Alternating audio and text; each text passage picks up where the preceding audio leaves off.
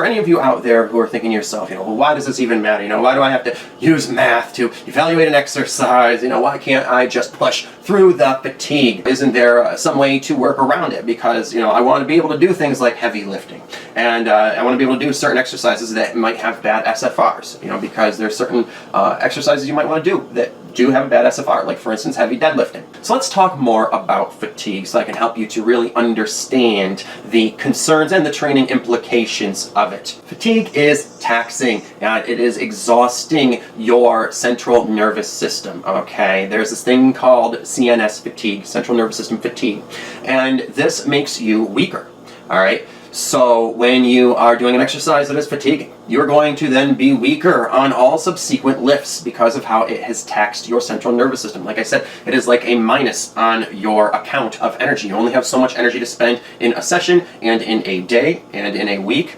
And this is a minus on your account, all right? It is a withdrawal of energy that is then flowing into that exercise, all right? And so when you're doing exercises that are giving you an excess of fatigue, meaning more fatigue than stimulus, that is then taxing your energies too much, okay? So just like with taxes, we're only able to sustain ourselves financially if our taxes are less than our profits, the amount of take-home income after expenses and taxes. So think about this in the same way you think about accounting. You have to account for how much energy you have, and you might not be able to put it into units like we put other forms of energy in our home when we're paying power bills, utility bills, but it is still something we can measure, like I'm going to teach you. And you do not want it to be taxed to the point of exhaustion. You cannot be making too many withdrawals because otherwise you're not going to have enough energy for all of it, all right? And you will put yourself into energy debt. You'll be in an energy deficit, which will put yourself into debt, and that causes a lot of health problems, all right? It can cause you to oversleep, be tired all the time, not able to function. There'll be, health ailments that start to get those bags under your eyes, and, that's because your body is secreting too much adrenaline and not getting enough recovery, after that. So it's basically, the same thing as a drug addict, right? Your body, you'll probably be using caffeine to stay awake too, so your body is basically going into chemical imbalance, and unhealthy things are happening. And if you don't care about that, you will certainly care about the way that it causes you to not be able to function well. All right, and so the first concern is that it's going to be causing you to not perform well on any subsequent lifts. And so you might just think to yourself, well, then I'll save exercises with a poor SFR for the end of my workout and do them as burnout sets, So that could be a solution to that. But there's another concern here in that fatigue is cumulative. And it's going to be going on not just during your workout, but the rest of the day after that. And if you're doing a number of exercises with poor SFRs and you're really generating a lot of fatigue, you are accumulating that fatigue. All right, it's not going to just come and go and be gone forever after you do a exercise with a poor SFR. You're not going to just be able to recover from that fatigue and then be good the rest of the week when you have other fatiguing factors that are all adding up. Okay, so again, think of this in terms of accounting. You're having minuses to your energy accounts happening throughout the week. Okay, and so you are of course trying to add to your energy account by having meals and sleeping and such, but a lot of people aren't doing enough to add to that energy account. And if you're still only able to get 10 or less hours of sleep, maybe 8 or less hours of sleep a night, you can't compensate for how much energy you're losing by eating so much more calories. Okay, that's just going to turn into fat, and it's also going to be taxing your system. You're not going to be giving yourself more energy, but using energy to digest that, right? So this is where fatigue management and recovery protocols become very important. But what you'll find is that there's really only so much fatigue you can account for and be able to manage and recover from and neutralize through these recovery protocols. All right, so if you have all of these fatiguing factors throughout the week and a lot of other exercises with poor SFRs giving you all of these minuses on your energy account, well, that fatigue accumulates throughout the week. It is cumulative. So these exercises with poor SFRs will add up over the course of the week, and your body will end up recovering poorer and poorer from each workout over the course of your training week, and you will be getting burnt out more and more as you're making more and more withdrawals on your energy account, and in this deficit your energies are getting depleted more and not replenished. Okay, so you're going into debt too much, and this is what we call overtraining. So you have to understand that fatigue is going to affect you more and more day after day, and it will become exponential. So sessions that leave you very fatigued are going to have negative impacts on each subsequent session if they keep going in that direction. And then a week that has left you burnt out will then have a negative impact on the next training week. So you cannot allow fatigue to accumulate so much over time. When you notice that you have a number of exercises with poor SFRs and you are getting too much fatigue to be able to recover from adequately, you need to evaluate those exercises and change your exercises, modify them at least, and use a different technique for that movement pattern that will have a better SFR, or manipulate your training variables in some way so as to make the SFR better. But now you might think, well, what if I limit the number of exercises that have a SFR and only do a couple a week, a few tops? That could work, but that leads me to my third point, which is that it might not, because this fatigue being cumulative will then make you more sensitive to other exercises you're doing throughout the week that have a lower SFR, but they still do produce fatigue as well. So again, you have to take that into consideration with your energy accounting. Okay, so when you're doing exercises with high SFRs, you have to add that fatigue up along with any fatigue that is produced by other exercises with better SFRs. So there's probably going to be more fatigue than you might have considered, and you might not feel it at first, but it's also going to be rising as you do progressive overload, oftentimes more than the stimulus rises. So that is another consideration to keep in mind, that fatigue being cumulative is going to be an accumulation of all your sources of fatigue. So there's all these other factors to take into consideration. And what can happen is that when you're doing a number of exercises with poor SFRs that start to negatively affect your training, is that even exercises that have a lower SFR that you otherwise would have done well with now are starting to become more of a struggle, all right, because your energies are being allocated too much into exercises with bad SFRs, so you don't even have the optimal amount of energies to be putting into other exercises with better SFRs, which are now becoming more of a struggle, and thus are also going to be giving you more fatigue. All right, so the reaction is like a domino effect, okay? You let in a few exercises with bad SFRs and you won't notice it at first, but then there's going to be this chain reaction as you keep going, and you go into an energy deficit, lose control of it, and suddenly you're in massive energy debt and you feel like shit and are starting to notice health problems, just like you might have lost track of your finances before and gone into debt. Same can happen with your energies. So you really do not want to have even a few exercises with bad SFRs.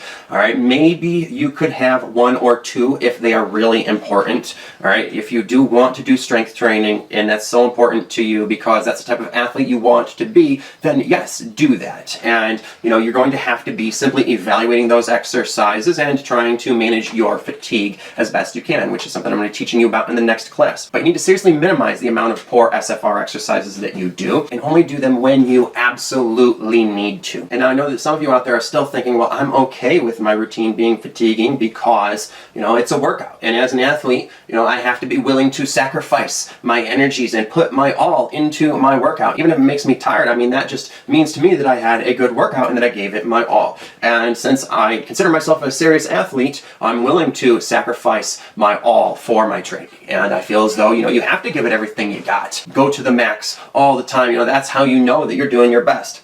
Well, this unfortunately is the bad attitude that actually, sounds like a good attitude when it comes to training, this whole hustle culture type of thing, right? That sounds great when it comes to inspirational quotes for memes and shit like that. But in the real world of athletic careers, it does not fly like that. Okay, you cannot simply be taxing yourself and exhausting yourself each and every day and expect to have a sustainable career as an athlete. All right, you're going to do that for a few blocks of progressive overload, and then the overtraining effects are going to cause you to start having physical difficulties, health problems and minor injuries from different forms of inflammation and just the fact that you are in energy debt. You do not have enough energy to be working at that high capacity, okay? You are working beyond your work capacity. There's going to be all sorts of negative effects from that, okay? And this leads me to my fourth point, which is that cumulative fatigue will not only affect you during your workouts, but will make you lethargic throughout the rest of your day and impede your ability to do a job, to do other things you need to do in life. It will reduce your overall functionality and performance in all things. So even if you don't get injured in a way that, is serious, when I say minor injuries and, this insane level of tiredness, you're going to be losing your physical and mental capacity to do any forms of work. Okay, your body is going to need too much sleep and rest, even when you're not asleep, and have too many aches and pains to be able to do much of anything. Okay, and there's all sorts of minor injuries you can get, such as tendinitis, this inflammation of the tendons. And when it happens here, it makes it so that your hand literally cannot grip anything, okay, because there's too much pain and inflammation from you overworking your tendons and your connective tissue, your ligaments here. So your forearm in your nervous system and everything is basically sending this signal of pain to your brain to tell you you cannot do this anymore. All right, you simply cannot hold these weights anymore. All right, and it's going to affect you in your job. It's going to affect you in your ability to function as an adult. All right, so you do not want to just keep taxing your system and pushing yourself more and more through fatigue, telling yourself that this is what a hardcore lifter does, or this is what a real athlete does, and you just have to keep training harder and harder and harder no matter what, because that cumulative fatigue is going to affect you in everything you do outside of your workouts, and will basically incapacitate you at some point. All right, it's something that's happened to me, and it's happened to a lot of people out there. Just because it hasn't happened to you yet doesn't mean that it won't if you keep pushing yourself too hard, too far.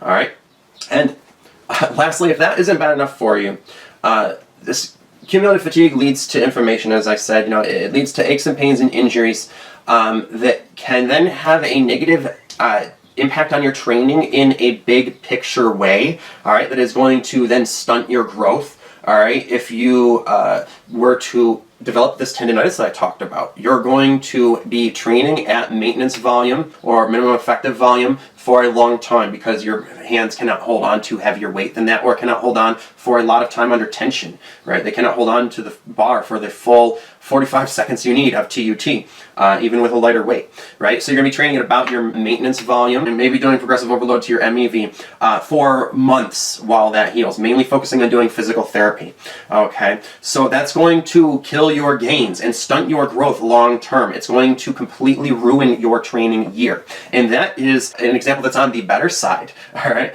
As there's certain minor injuries that, even though they're still minor, can take you out of commission for a long period of time and make it so that you never come back at 100%. Okay, so for instance, you could be taxing and fatiguing your system, causing inflammation and little minor issues that you are pushing through for a while that then causes you to actually tear your connective tissue.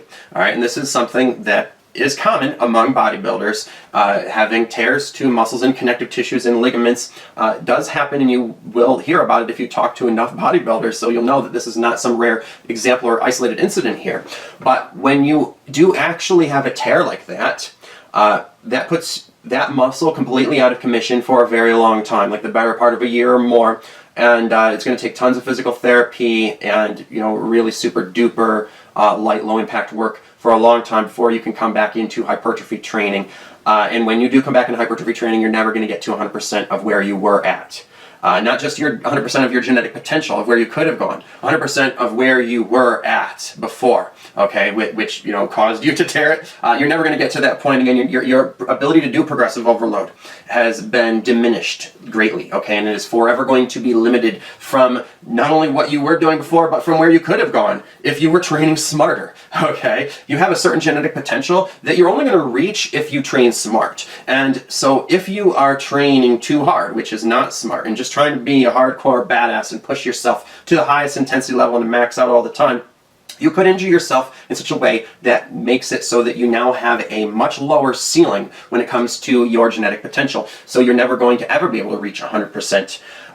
So, that's devastating to someone who is serious about being an athlete and maybe wants to have an athletic career. So there's really no good justifiable rationale for doing exercises that are causing an excessive fatigue more than your stimulus in your training. Maybe with the exception of one or possibly two tops if it's really important to you. Okay, like I said, if you want to be a competitive power lifter, then yeah, that's fine. But when you do that, you have to make sure that you are keeping track of the trade-offs and that you are then going to, with other exercises you're doing, make sure that they have very little fatigue and much more stimulus, okay? Because you have to account for all of that. So if it's important for you to become a deadlifting champion, even though that has a poor SFR, then deadlift is going to be one of the only exercises that you do. You're going to be focusing a lot of your energies, almost all of your energies on that. And the other exercises you do after that are just going to be basic accessory work. It's going to be very light, very low impact,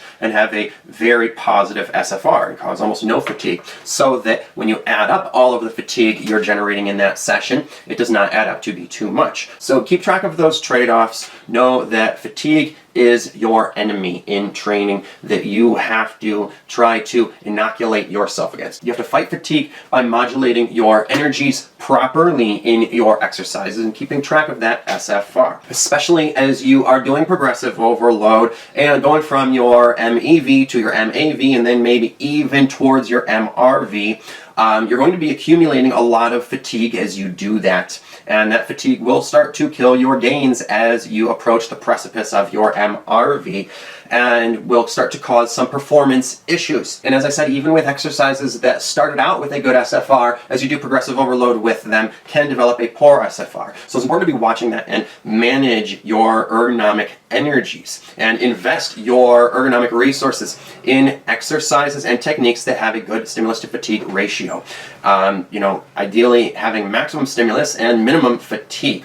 And while that's not always going to be the case, it's not always going to be ideal, especially as you do progressive overload, and some exercises, ratios are going to change. What you can do is, as you're doing progressive overload of your training variables, also be manipulating them and trying to tweak them as you moderate this and change your exercise method, the form, and the technique, and focus more on tactics that produce a better SFR. So this is one of the ways that you can be manipulating the training variable of exercise technique. As you do progressive overload of weight and volume, you can then be changing the technique a little bit in order to make it something that has a higher SFR.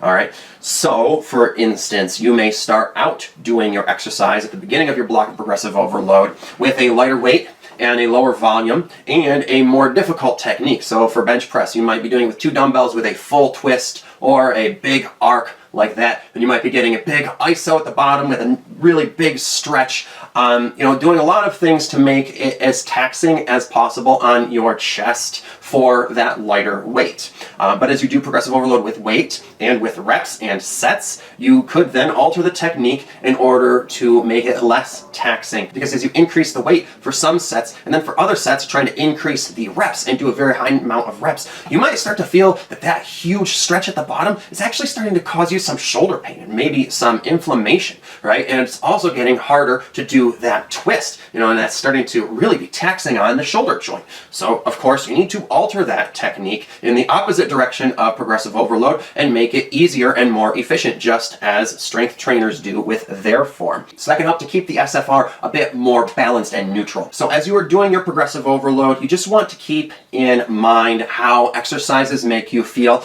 Don't be mechanical about it, all right? An exercise is not just about getting the weight from point A to point B, all right? You want to be feeling into your muscle, developing a good mind-muscle connection, which I'm going to be teaching you all about later on in the program. But just keep in mind how you feel in your body while you are doing the exercise. And be thinking to yourself or asking yourself, is this giving me a good pump? Am I feeling a good burn, right? Is it giving me too much of these things? Does this make me feel strong, or does this make me feel weak? Does this make me feel pumped up and energized, or does this make me feel taxed and tired, or maybe even exhausted? Does this exercise produce a lot of good muscle disruption afterwards? Or does it just produce a huge amount of delayed onset muscle soreness and thus makes it hard for me to function later that day or the next day, or maybe even for multiple days afterwards? Does this exercise leave me with a lot of fatigue? Am I able to recover well from it? Is there any issues there? You need to be monitoring your feelings and how different exercises make you feel.